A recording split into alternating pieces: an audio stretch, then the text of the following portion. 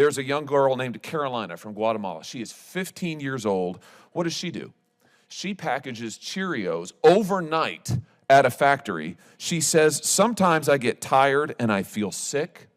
The times goes on, her stomach often hurt. She was unsure if that was because of a lack of sleep or the stress of the incessant roar of the machines or her own worry. The times goes on. Far from home, many of these children are under intense pressure to earn money.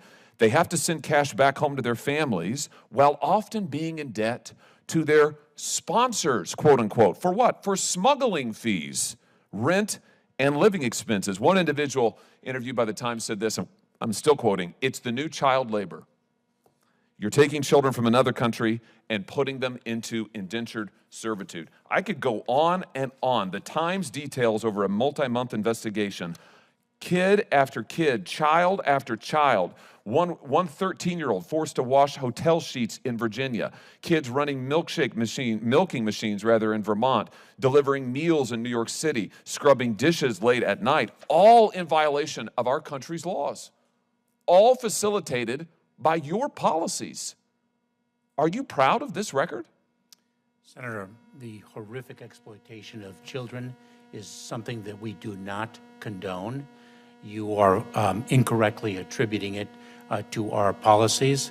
Let me share with you. Wait a minute. It began, look at the numbers, It began, this massive surge began when you came to office. In your first year in office, there was a 342% surge of unaccompanied children across the border. You know, CBS reported that, I'm going to quote them now, Mr. Biden's election, as well as policy changes announced by his administration, those would be your changes, led smugglers to tell migrant youth they had a better chance of being allowed to stay in the United States than they had under Trump. Meanwhile, you've lost track of tens of thousands of them. The Times also reviewed data that showed the government couldn't reach more than 85,000 of these children who they just turned over into the hands of smugglers, these are modern day slave traders. And you're just giving these children to them. What is going on? Why are you doing this?